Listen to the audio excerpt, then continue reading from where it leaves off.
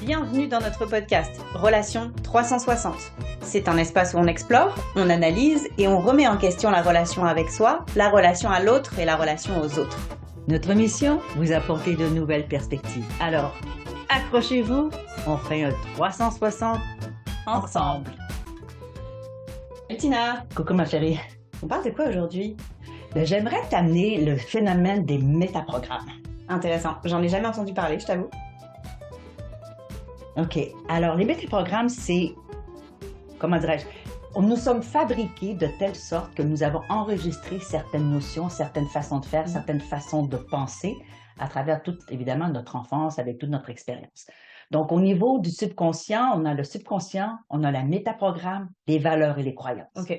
Donc, c'est très profond en nous. Et ce qui est intéressant, c'est lorsqu'on est capable de comprendre comment est-ce que l'autre est fabriqué à quelque part, eh bien, on peut mieux s'entendre avec les gens. Alors, en tout, il y en a 11, mais on ne les verra pas tous les 11 aujourd'hui. D'accord. Ça fait beaucoup, mais je t'en propose quelques-uns Oui. juste pour qui sont faciles d'accès et qui sont faciles à comprendre. Super. T'es d'accord? Vas-y. OK. Alors, je vais commencer par le métaprogramme qu'on appelle CHA.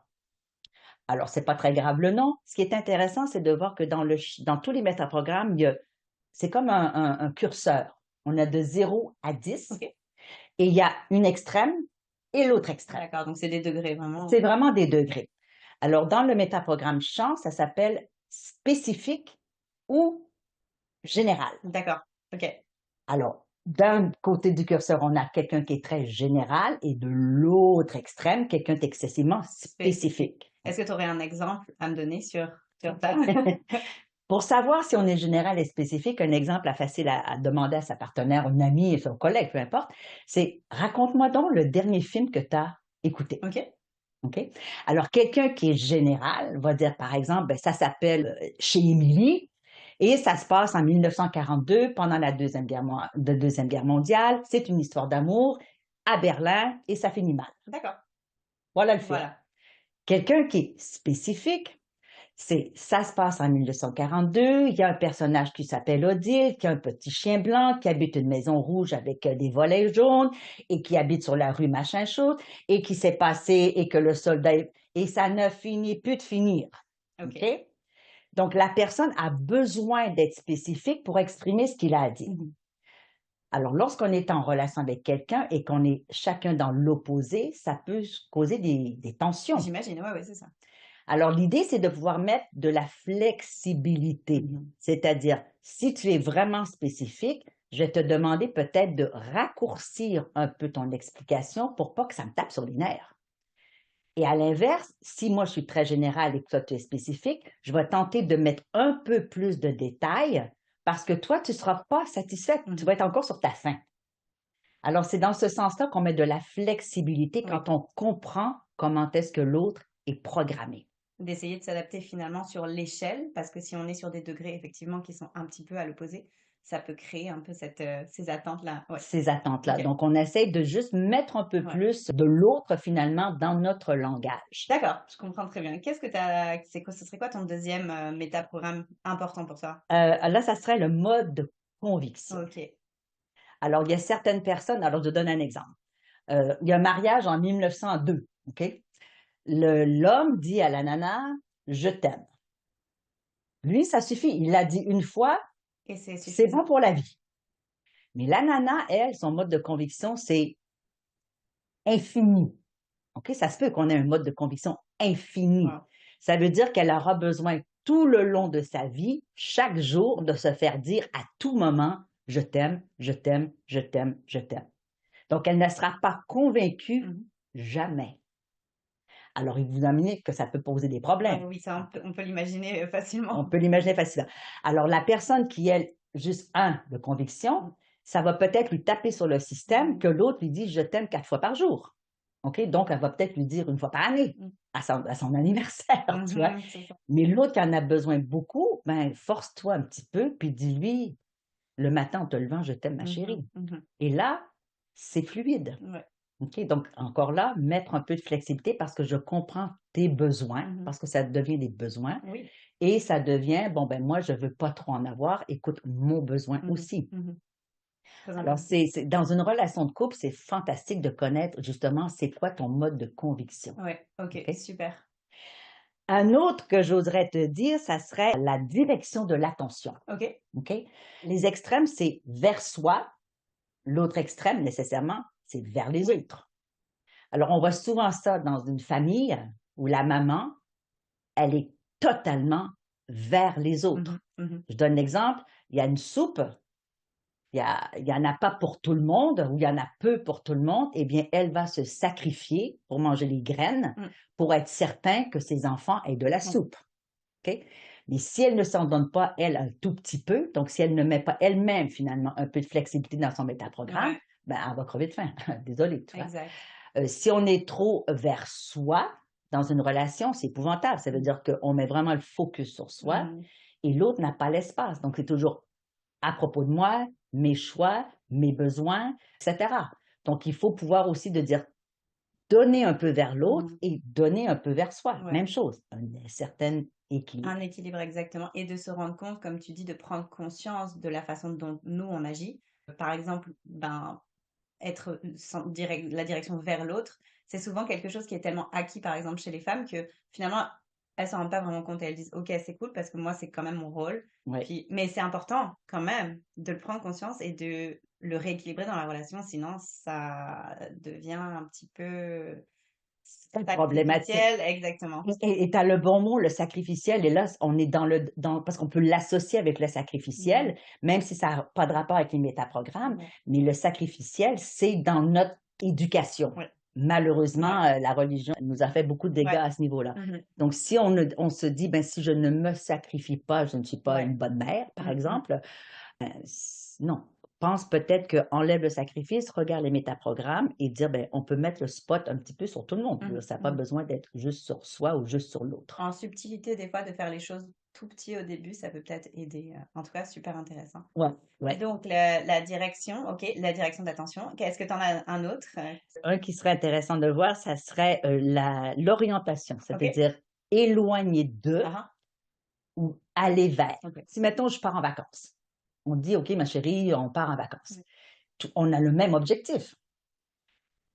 Toi, si tu es allé vers, Mmh. c'est juste, OK, j'ai mon passeport, on J'y vais. part. Moi, je suis éloignée d'eux. On a le même objectif, Mmh. hein? Mais je vais dire, attention, là, je vais sortir tous les drapeaux rouges. Est-ce qu'on a le carnet de santé? Mmh. Est-ce que tu as réservé le taxi? Est-ce que la réservation pour l'hôtel est bien conclue? Mmh. Tu vois, donc, on a le même objectif, mais moi, je vais faire des Mmh. attentions pour que tout soit OK, Mmh. alors que toi, tu y vas. That's it. OK? Ouais. Donc, dans une relation, c'est intéressant parce que si, même si exemple, on construit le pont Champlain et tout le monde décide, vas-y, on y va, on construit, mais la personne qui est éloignée d'eux va dire, ben, attention, il y a un budget. Mmh. Ouais. De Est-ce qu'on a ramener. de ramener un peu à la réalité, de ramener dans le concret. Ouais. OK? Donc, c'est intéressant quand on a les 2 dans un couple ou dans une relation parce que évidemment, c'est une dynamique qui Ouais, s'installe, c'est ça, ça en fait. bouge là, ça Ouais. bouge. Parce que si on est tous allés vers, c'est épouvantable. Si on est tous, Tirer en éloignés arrière, d'eux, ben, ça il se marche passe pas. rien du tout, Mmh tu mh. vois? Il se passe rien. Fait que je pense que si on prend en compte ces 3 métaprogrammes-là, Ouais. on peut apprendre à connaître quelqu'un davantage, la façon dont il fonctionne et qu'est-ce que je peux faire moi pour m'adapter Mmh. sans complètement changer mon métaprogramme parce Ouais. qu'on est ce qu'on est. Ouais. Mais qu'est-ce que je peux faire pour mettre un peu de flexibilité pour pouvoir justement avoir une certaine harmonie et l'autre fait la même chose. Mmh. Donc, on vient sur un terrain central, un terrain d'entente. Ouais. OK? C'est intéressant ce que tu dis. J'aime bien l'idée de pouvoir se compléter sur certaines choses. Et j'aime bien aussi l'idée de dire que quand il y a vraiment un extrême dans un certain éventail, c'est un peu dans l'idée de dire, OK, ben, en fait, j'ai cette chose-là qui est un petit peu dans l'extrême. Si j'en prends conscience, non seulement ça va m'aider moi, tu Bien vois, par sûr. exemple, le sacrificiel, ben, c'est clairement quelque chose que si tu reviens dans l'équilibre, déjà, ça te fait du bien à toi, je pense. Oui, oui, Et oui. en plus, ça peut rééquilibrer, contribuer vraiment à rééquilibrer la relation. La Je relation. trouve ça intéressant. C'est quelque chose qu'on peut travailler facilement en reprogrammation, tout ce qui est PNL et tout ça. Donc ça, c'est un très bon outil pour aller vraiment jouer justement sur le plan, sur le niveau de l'inconscient, pour justement bah, remettre un petit peu un programme qui va venir rééquilibrer ces métaprogrammes-là finalement Oui, et arriver justement à plus d'équilibre avec soi et plus d'équilibre dans la relation finalement. Oui, on peut vraiment certaines personnes qui sont vraiment, vraiment à L'extrême. l'extrême et qui ont du mal à prendre Mm. conscience de ça ou de le mettre en application. Oui, C'est certain qu'en reprogrammation neurolinguistique, on peut c'est quelque chose. installer de la flexibilité parce que on va chercher dans l'inconscient, là. On va Bah, tout à chercher très, très, fait. très loin, là, Et hein. c'est pour ça justement qu'il y a des gens qui ne sont pas conscients de ces choses-là. Ils le font comme sur un mode un peu automatique. Oui, C'est dans le niveau de l'inconscient, donc mais c'est pour ça que c'est intéressant, je pense que de toute façon, dans une relation où c'est un petit peu le miroir aussi, de soi, de voir comportementalement qu'est-ce qui se passe? C'est quoi qui se passe au niveau du comportemental? Et là, de se placer sur ce métaprogramme-là, je trouve ça super intéressant. quand on prend conscience de Mmh. certaines choses comme ça, effectivement, on est capable de s'arrêter ou de pousser. Mmh. On a un certain contrôle sur soi. Mmh. Et quand on voit que les valeurs sont attachées juste en dessous des Ouais. métaprogrammes, ben, on peut se dire, ben voilà, si j'ai un métaprogramme, par exemple, juste dirigé vers soi, ben, il est fort à parier que les valeurs de générosité, d'empathie, etc., sont inexistantes. C'est ça, ça va découler, Ça va découler, tu vois. Donc, lorsqu'on touche les métaprogrammes, on va aussi brasser les tout le valeurs reste. et nécessairement, puisque les croyances s'attachent aux valeurs, ben, on va aussi défaire certaines croyances. Donc, c'est extraordinaire comme travail à faire. Et moi, Absolument. et ça peut être même un jeu entre amis ou Ouais. dans une relation de dire, ah, OK, on est dans ce métaprogramme-là. OK, ben, qu'est-ce qu'on peut y faire? Je Mmh. t'entends, t'es spécifique, tu commences à me taper sur le système avec tes histoires. Mmh. Voilà, ça peut être même rigolo de dire, ben, attention, est-ce qu'on peut bouger ça un peu, là? J'aime vraiment l'idée de le mettre en mode ludique, de le mettre en mode jeu. Parce que, un, tu l'amènes à la conscience, tu l'amènes sur la table dans la relation, Oui.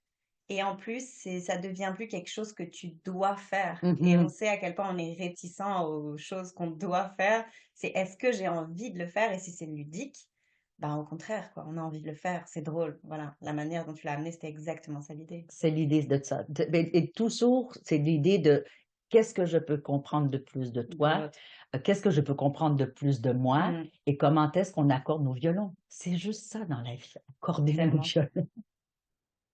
Merci pour toutes ces infos, Tina. Nous sommes déjà à la fin de cet épisode. On espère vraiment vous avoir inspiré. Retrouvez-nous dans le prochain podcast Relations 360. En attendant, on a très hâte de voir vos commentaires. Abonnez-vous et surtout, retrouvez-nous sur nos réseaux sociaux.